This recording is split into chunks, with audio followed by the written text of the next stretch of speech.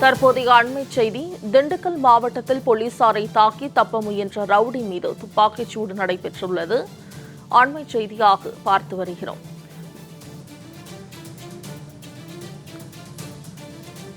பல்வேறு வழக்குகளில் தொடர்புடைய இர்ஃபான் கொலை வழக்கில் சம்பந்தப்பட்ட நபர் மீது போலீசார் துப்பாக்கிச்சூடு நடத்தியுள்ளனர். திண்டுக்கல்லில் ரவுடியை காவல்துறையினர் சுட்டுப்பிடித்துள்ளனர். அண்மை செய்தியாக பார்த்து வருகிறோம். பல்வேறு வழக்குகளில் தொடர்புடைய இர்ஃபான் கொலை வழக்கில் சம்பந்தப்பட்ட நபர் மீது போலீசார் துப்பாக்கிச்சூடு நடத்தியுள்ளனர். தற்போதைய அண்மை செய்தியாக பார்த்து வருகிறோம்.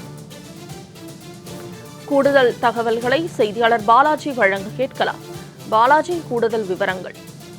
மோனிசா, திண்டுக்கல்ல கடந்த 28ஆம் தேதி, அதாவது சனிக்கிழமை இரவு பரபரப்பான பகுதியான பேருந்து நிலையம் அருகே இர்ஃபான் அப்படிங்கிற பல்வேறு கொலை வழக்குகளில் தொடர்புடைய அந்த குற்றவாளி கொடூரமாக கழுத்தை வெட்டி கொலை செய்யப்பட்டார்.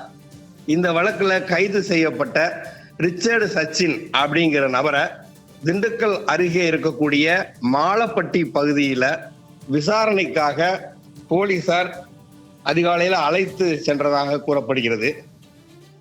அவர் அங்கிருந்து தப்பிக்க முயன்ற அந்த ரவுடிய போலீசார் காலில் சுட்டு பிடித்துள்ளனர். இந்த இர்ஃபான் இர்ஃபானை கொலை செய்துவிட்டு அந்த கொலைக்கு பயன்படுத்திய கத்தி உள்ளிட்ட ஆயுதங்கள், அத்தோட அந்த கொலை சம்பவத்தின் போது அவன் அணிந்திருந்த அந்த ஆடைகள், அதையெல்லாம் அந்த மயானம் பகுதியில, மாலப்பட்டி மயானம் பகுதியில பதுக்கி வைத்திருந்ததாகவும், அதை அடையாளம் காட்டுவதற்காக, அதை கைப்பற்றுவதற்காக போலீசார் இவரை அங்கு அழைத்து சென்றதாக கூறப்படுது.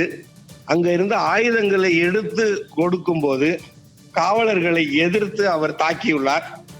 அப்போது ஆய்வாளர் வெங்கடாஜலபதி மற்றும் காவலர்கள் அவரை கடுமையாக எச்சரித்துள்ளனர். இருப்பினும் அருண் என்ற காவலர் ஒருவரை வெட்டி தாக்கியுள்ளார். இதனை அடுத்து எச்சரித்துக் கொண்டே இருந்த போலீசார் அவருடைய வலது கால் முட்டி பகுதியை சுட்டு பிடித்து அந்த குற்றவாளியை அரசு மருத்துவக் கல்லூரி மருத்துவமனைக்கு சிகிச்சைக்காக அவரை அழைத்து அங்கு அனுமதிக்கப்பட்டுள்ளனர். மேலும் ரிச்சர்டு சச்சினை தாக்கிய அந்த அருண் என்ற போலீசார் அவரும் கூட மருத்துவமனையில் சிகிச்சைக்காக அனுமதிக்கப்பட்டுள்ளார். சில தினங்களாகவே தொடர்ந்து 6 நாட்களில் திண்டுக்கல் மாவட்டத்தில் 4 கொலைகள் என பரபரப்பாக ஊடகங்களில் தொடர்ந்து செய்தி வெளியிடப்பட்டிருந்தது. நமது தொலைக்காட்சியிலும் கூட குறிப்பாக மிகப்பெரிய செய்தி போடப்பட்டிருந்தது. இந்த நிலையில் இன்று இந்த குற்றவாளியை விசாரணைக்காக அழைத்து சென்ற போது காலில் போலீசார் துப்பாக்கி சூடு நடத்தியுள்ள சம்பவம் இந்த பகுதியில பெரும் பரபரப்பை ஏற்படுத்தி இருக்கு.